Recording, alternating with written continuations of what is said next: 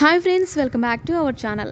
ఈరోజు మీరు చూడబోయే వీడియోలో వృషభ రాశి వారి జీవితంలో క్రోధినామ సంవత్సరం మొత్తం ఎలా ఉండబోతుంది అనే విషయాల గురించి, అలాగే ఈ రాశి వారు మరెన్నో శుభ ఫలితాలను పొందడానికి ఏ దేవత ఆరాధన చేయాలనే విషయాల గురించి ఇప్పుడు మనం తెలుసుకుందాం. వృషభ రాశి వారికి శ్రీ క్రోధినామ సంవత్సరంలో ఉగాది తర్వాత నుంచి మే నెల చివరి వరకు ఉన్న సమయంలో మీ జీవితంలో మీరు ఎంతో ఓర్పుతో ఉండాలి. అలాగే ఈ సమయంలో మీకు వచ్చిన అవకాశాలు కూడా చేజారిపోతూ ఉంటాయి. అలాగే ఈ రాశి వారికి ఈ సమయంలో ఆదాయానికి మించి ఖర్చులు కూడా ఎక్కువగా ఉంటాయి. అంతేకాకుండా వృషభ రాశి వారికి ఈ సంవత్సరం ఆగస్టు నెల నుంచి వారి గ్రహాల యొక్క మార్పు కారణంగా వారి జీవితంలో అనుకూల ఫలితాలను పొందుతారు. అంతేకాకుండా ఈ సమయంలో మీ కుటుంబ సభ్యులకు మీపై గౌరవ మర్యాదలు పెరుగుతాయి. అలాగే ఈ రాశి గల వారికి ఎవరికైతే ఇప్పటివరకు వివాహం జరగలేదో వారికి ఈ సంవత్సరంలో తప్పనిసరిగా వివాహం జరిగే అవకాశాలు ఉన్నాయి. అలాగే ఈ రాశి గల భార్యాభర్తల మధ్య ఇప్పటి వరకు ఉన్న సమస్యలన్నీ ఈ సమయంలో పరిష్కారం అవుతాయి. అలాగే ఈ రాశి వారికి ఈ సమయంలో ఆకస్మిక ధనలాభం కలుగుతుంది. అలాగే కొత్త వస్త్రాలను కూడా కొనుక్కుంటారు. అలాగే ఈ రాశి గల వారికి ఎవరికైతే ఇప్పటి వరకు సంతానం కలగలేదో వారికి ఈ సమయంలో తప్పనిసరిగా సంతానం కలుగుతుంది. అలాగే ఈ రాశి వారికి ఈ సమయంలో వారు చేసే వ్యాపారాలలో మంచి అభివృద్ధిని పొందుతారు.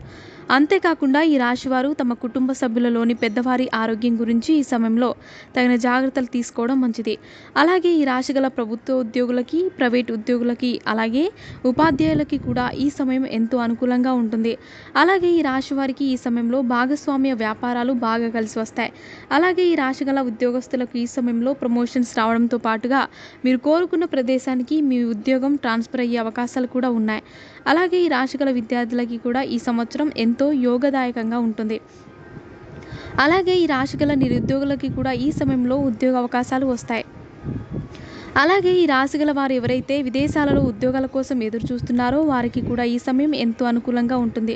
అలాగే ఈ రాశి గల రాజకీయ నాయకులకి కూడా ఈ సంవత్సరంలో ప్రతికూల ఫలితాలు ఎక్కువగా ఉంటాయి. అలాగే ఈ రాశి వారు ఈ సంవత్సరంలో ఆరోగ్యపరమైన విషయాలలో తగిన జాగ్రత్తలు తీసుకోవడం మంచిది. లేకపోతే చర్మానికి సంబంధించిన వ్యాధులు, అలాగే స్టమక్కి సంబంధించిన వ్యాధులు వచ్చే అవకాశం ఉంది.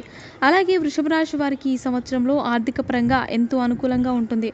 అంతేకాకుండా వృషభ రాశి వారు మరిన్ని శుభ ఫలితాలను పొందడానికి ప్రతి శనివారం శని భగవానుడికి తైలాభిషేకం చేయాలి. అలాగే ప్రతిరోజు నవగ్రహాలలో రాహుకేతువులను పూజించడం ద్వారా మీ జీవితంలో వచ్చే అన్ని సమస్యలు తొలగిపోతాయి.